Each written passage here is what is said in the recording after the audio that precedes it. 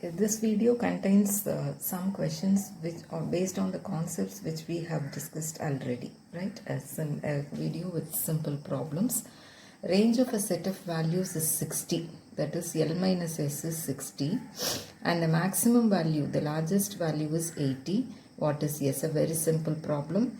80 minus S is equal to 60, which implies the minimum value, the least value is 20. Okay, answer is option B. If the values of a set are measured in kilograms, what is the unit of variance?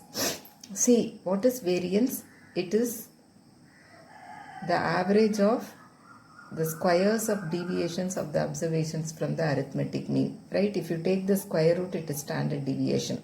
So if you find x minus x bar the whole square, for example, if x is in kilograms, x bar will also be in kilograms. So x minus x bar will be in kilogram, and when you square it, it is kilogram square. So the answer is option A. Okay. Now, which measure of dispersion has a different unit other than the unit in which the data is expressed? If the data, for example, x is in terms of centimeters, the range, which is L minus S, will be in terms of centimeters. The standard deviation will be in terms of centimeters, right? And mean deviation will again, what is the formula for mean deviation? This is the formula, so it will be in terms of centimeters. But variance will be centimeter square.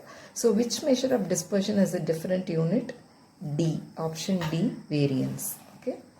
The measure of dispersion which ignores the signs of the deviations, this is the only measure where you take the modulus, mean deviation, is the answer. Which measure of dispersion is most affected by the extreme values? Range is most affected by the extreme values. Okay. Which measure of dispersion is more reliable? Which is the best measure of dispersion? Standard deviation. Okay.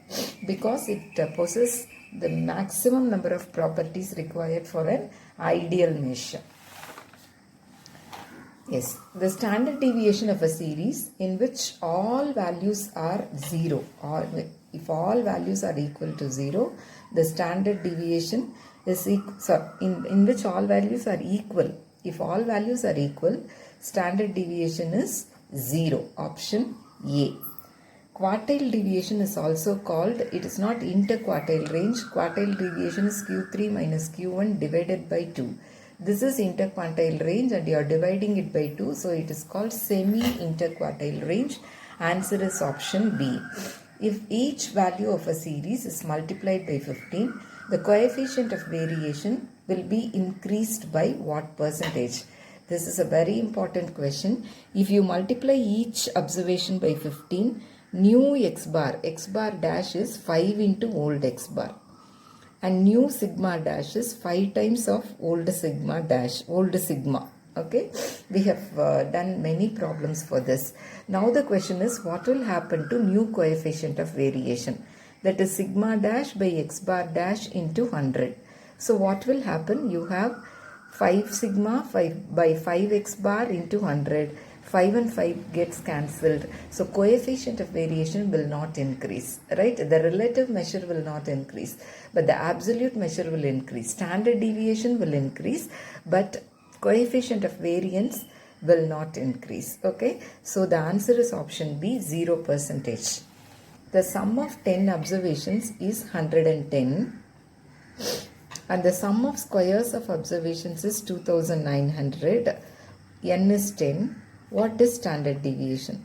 It is square root of summation x square by n minus summation x by n the whole square. So you have square root of 290 minus 121, that is root of 169, which is 13. Answer is option A. Okay. The standard deviation of 5 items is 15. What will be the standard deviation if all values are increased by 5? See, in the previous video, I told you that all measures of dispersion, if you take y is equal to a plus bx, the standard deviation of y, or the range of y, or the mean deviation of y, or the quartile deviation of y will be multiplied by this coefficient of x here, but it will not be affected by this intercept a. Okay, so here we say each observation is what happens, increased by 5. So you're adding each observation by 5 units. So what will happen to the standard deviation? It remains the same. It will not increase. Okay. Only when the scale is changed, the standard deviation will change. But it is not affected by the change of origin. Okay. What will be the relative range if the if the spread of the items in a given distribution lies between 100 kilogram and 180 kilogram? Spread of the items lies between these two observations means these are the largest and the smallest observations. And what will be the relative range means they are asking you to compute the coefficient of range. So the answer is L minus S by L plus S.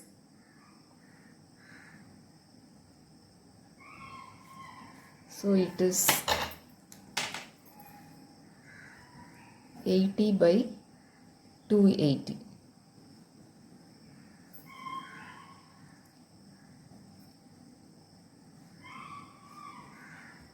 Okay, right.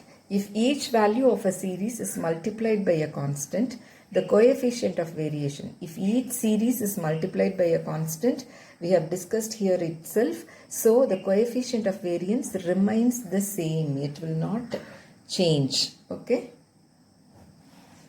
Next. Which of the following is true about the measures of dispersion? Mean deviation considers only absolute deviation. This is true. Range is a crude measure because it considers only two observations. This is also true. Coefficient of variation is a relative measure. Yes, but all terms which are associated with the term coefficient are relative measures. Coefficient of skewness, coefficient of kurtosis, regression coefficient, coefficient of correlation. These are all relative measures. Okay, all the above are true. The answer is option D. Okay, thank you.